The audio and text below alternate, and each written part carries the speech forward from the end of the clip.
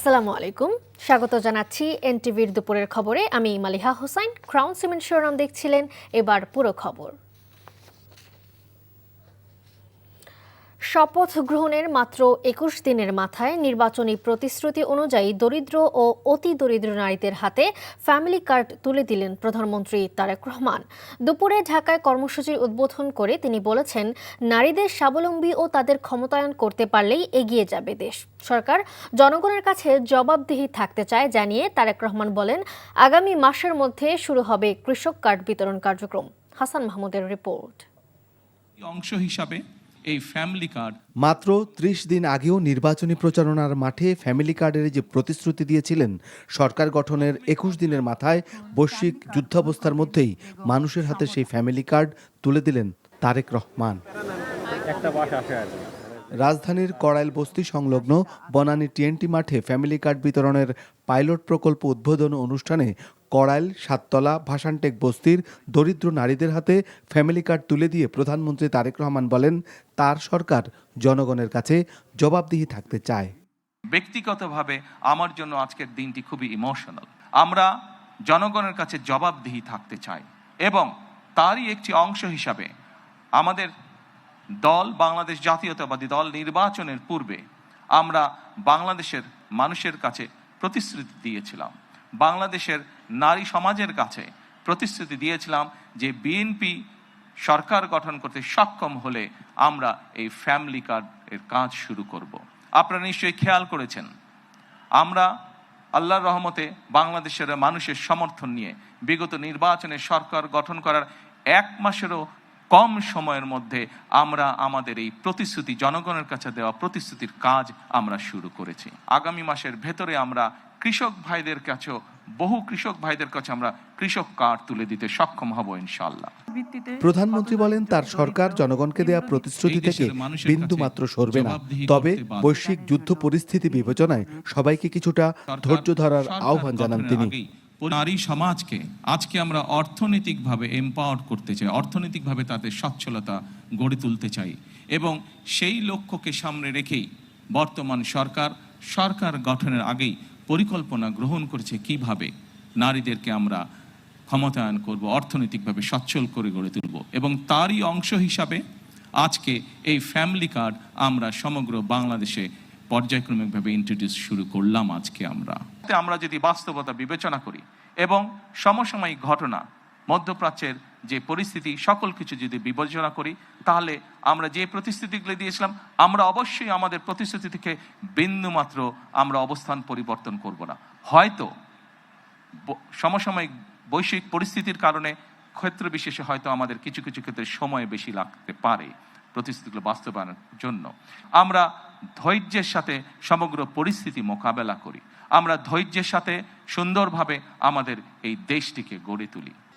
প্রাথমিকভাবে দেশের ১৩ জেলার ১৩টি সিটি কর্পোরেশন ও ১৫টি ওয়ার্ডে ৩৭,৫৬৭ পরিবার ফ্যামিলি কার্ড পাচ্ছে, যা আগামী ৫ বছরে পাবে পর্যায়ক্রমে ৪ কোটি পরিবার। আমি এই কার্ডটা পেয়ে অনেক খুশি। আমাদের এই কার্ডটা দেওয়ার জন্য মাননীয় প্রধানমন্ত্রীকে অনেক ধন্যবাদ। আপনাকে অসংখ্য ধন্যবাদ। অটোমেটিক আমি এখন আপনি ল্যাপে টিপ দেওয়ার সাথে সাথে আমার অ্যাকাউন্টে টাকা চলে এসেছে। মোবাইল ফিনান্সিয়াল সার্ভিসের মাধ্যমে সরাসরি অর্থ সহায়তা পৌঁছে যাবে ফ্যামিলি কার্ডধারীদের কাছে। প্রতি মাসে একজন কার্ডধারী পাবেন ২৫০০ টাকা। Hasan Mahmud, NTV news, Dhaka. নারীর ক্ষমতায়ন নিশ্চিত করাই ফ্যামিলি কার্ডের মূল লক্ষ্য বলে জানিয়েছেন স্থানীয় সরকার, পল্লী উন্নয়ন ও সমবায় মন্ত্রী এবং বিএনপির মহাসচিব মির্জা ফখরুল ইসলাম আলমগীর। ঠাকুরগাঁও সদর উপজেলায় ফ্যামিলি কার্ড বিতরণ অনুষ্ঠানে তিনি একথা বলেন। ঢাকার বাইরে একযোগে বিভিন্ন জেলার আরও ১৫টি ইউনিয়নে এই কার্ড বিতরণ করা হয়।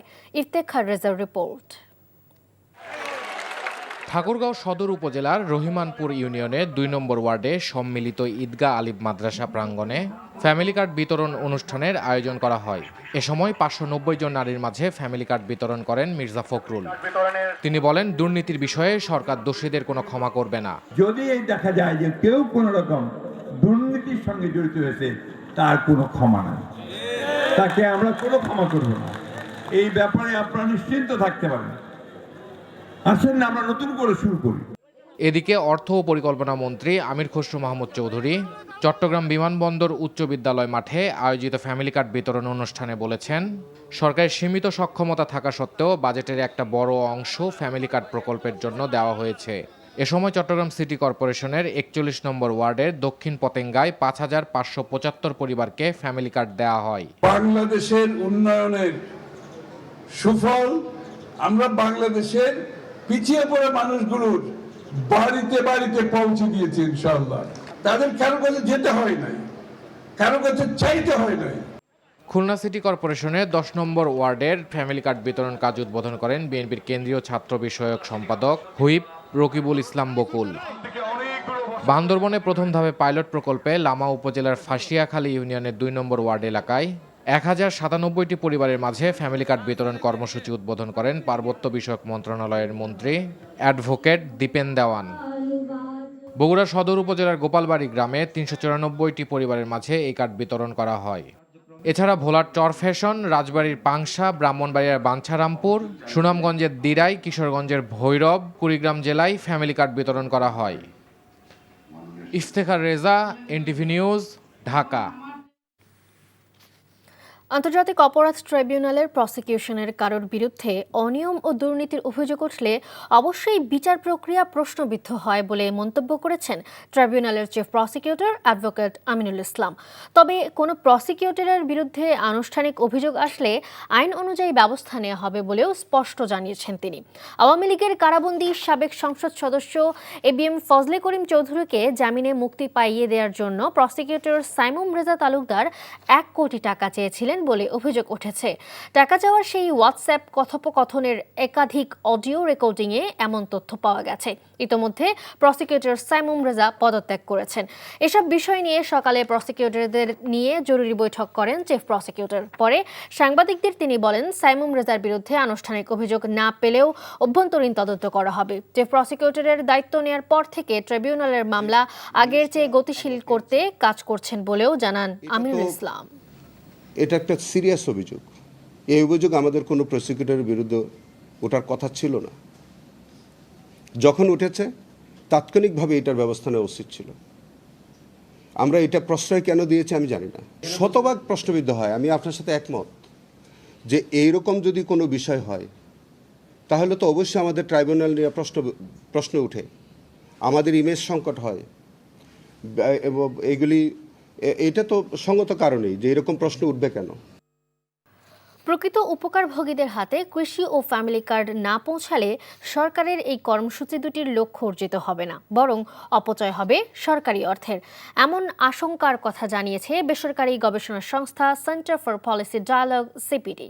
দুপুরে রাজধানীর ধানমন্ডিতে সিপিডি কার্যালয়ে আয়োজিত মিডিয়া ব্রিফিংয়ে সংস্থাটির নির্বাহী পরিচালক ডক্টর ফাহমিদা খাতুন জানান, প্রকৃত উপকারভোগীদের কাছে পৌঁছাতে সমৃদ্ধ ডেটাবেস প্রয়োজন, যার ঘাটতি রয়েছে। অভ্যন্তরীণ ও আন্তর্জাতিক চাপের মধ্যে আগামী জাতীয় বাজেট প্রণয়ন চ্যালেঞ্জের মুখে পড়বে জানিয়ে তিনি বলেন, সবচেয়ে বেশি গুরুত্ব দিতে হবে মূল্যস্ফীতি নিয়ন্ত্রণ, কর্মসংস্থান সৃষ্টি ও প্রান্তিক জনগোষ্ঠীর সহায়তা, সামাজিক নিরাপত্তা খাতে বরাদ্দ বাড়ানোয়। এ সময় সিপিডির সম্মাননীয় ফেলো ডক্টর মুস্তাফিজুর রহমান বলেন, যুদ্ধ পরিস্থিতির মধ্যে কৃত্রিম সংকট তৈরি করে জ্বালানির তেলের দাম বাড়ানোর প্রবণতা দেখা যাচ্ছে। সামাজিক সুরক্ষার ক্ষেত্রে যেগুলো বলে থাকি সেগুলো হচ্ছে যে প্রকৃত উপকারভোগী খুঁজে বের করা, সেটার কিন্তু একটা ডিজিটাল ডেটাবেস এবং উন্নত পর্যবেক্ষণ ব্যবস্থাটা করতে হবে। তা না হলে আসলে এই অর্থের অপচয় হওয়ার সম্ভাবনা রয়েছে। আমাদের এখনকার মতো যে চাহিদা এটা পূরণ করা গেলেও মানুষ মনে করছে যে একটা সংকট সৃষ্টি হবে, সুতরাং যার 10 লিটার দরকার সে 20 লিটার নিচ্ছে, এবং এরকম প্যানিক বাইং যখন হয় তখন দুনিয়াতে কোনো দেশ ওইটা তাৎক্ষণিকভাবে মেটাতে পারবে না। সো বাজারকে একটা আস্থার মধ্যে নিয়ে আসা, একটা নিশ্চয়তা দেওয়া, এটা কিন্তু গুরুত্বপূর্ণ।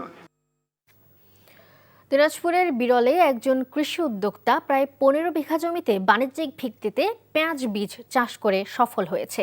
বিরল উপজেলার সেলিম ইসলাম নামে একজন কৃষি উদ্যোক্তা প্রায় 15 বিঘা জমিতে পেঁয়াজ বীজ চাষ করছেন। পেঁয়াজ বীজ চাষ করে তিনি সফল হয়েছেন। সব ধরনের পরামর্শ নিচ্ছেন উপজেলা কৃষি অফিস থেকে। ভালো লাভ হওয়ার কারণে বিরল উপজেলার অনেক কৃষক ও কৃষি উদ্যোক্তা এখন পেঁয়াজ বীজ চাষের দিকে ঝুঁকছেন। কৃষিবিদ বলছেন, দেশে পেঁয়াজ বীজ উৎপাদিত হলে বিদেশ থেকে বীজ আমদানি করতে হবে না, এতে বৈদেশিক মুদ্রা সাশ্রয় হবে। বর্তমানে মাঠের অবস্থা অত্যন্ত ভালো, নিয়মিতভাবে আমরা এটা মনিটরিং করছি এবং আমাদের উপসহকারী কৃষি কর্মকর্তারাও সার্বক্ষণিক মাঠে থেকে তাকে পরামর্শ প্রদান করছেন এবং আমরা আশা করছি যে এই পেঁয়াজের বীজ উৎপাদন করে সে নিজে স্বাবলম্বী হতে পারবে এবং বিরল উপজেলায় এই পেঁয়াজের বীজ উৎপাদন প্রক্রিয়াটা ছড়িয়ে যাবে। ক্রিকেট প্রসঙ্গ। বাংলাদেশ পাকিস্তান ওয়ানডে সিরিজের ট্রফি উন্মোচন করলেন দুই দলের অধিনায়ক। মিরপুর স্টেডিয়ামে 3 ম্যাচ সিরিজের প্রথম ওয়ানডেতে কাল দুপুর 2:15টায় মুখোমুখি হবেন তারা। 11 বছর পর এই ফরম্যাটে মুখোমুখি হতে যাচ্ছে এই দুই দল। ঘরের মাটিতে পাকিস্তানের বিপক্ষে সবশেষ 2015 সালে ওয়ানডে সিরিজ খেলেছিল বাংলাদেশ। মাশরাফির নেতৃত্বে সেবার পাকিস্তানকে হোয়াইট ওয়াশ করার স্বাদ পেয়েছিল স্বাগতিকরা। এবারও সেই ধারাবাহিকতা রাখতে চাইবে মেহেদী হাসান মিরাজের দল। সদ্য সমাপ্ত টি-20 বিশ্বকাপে অংশ না নিলেও বিসিএল এর ওয়ানডে টুর্নামেন্ট দিয়ে খেলার মধ্যেই আছে বাংলাদেশ। এই সিরিজ দিয়েই বিশ্বকাপের আনুষ্ঠানিক প্রস্তুতি শুরু করতে যাচ্ছে কোচ সিমন্সের দল। অন্যদিকে বাংলাদেশের বিপক্ষে এই সিরিজে নতুনদের প্রতিভা পরখ করে নিতে চায় পাকিস্তান। এই ছিল দুপুরের খবরে। এই খবরের ভিডিও সহ আপডেট জানতে ভিজিট করুন এনটিভি অনলাইন www.ntvbd.com। এছাড়াও এনটিভির জনপ্রিয় সব অনুষ্ঠান ও খবরের আপডেট জানতে ভিজিট করুন আমাদের ইউটিউব ও ভেরিফাইড ফেসবুক পেজ। এরপর দেশের খবর দেখার আমন্ত্রণ রইল। ধন্যবাদ সবাইকে।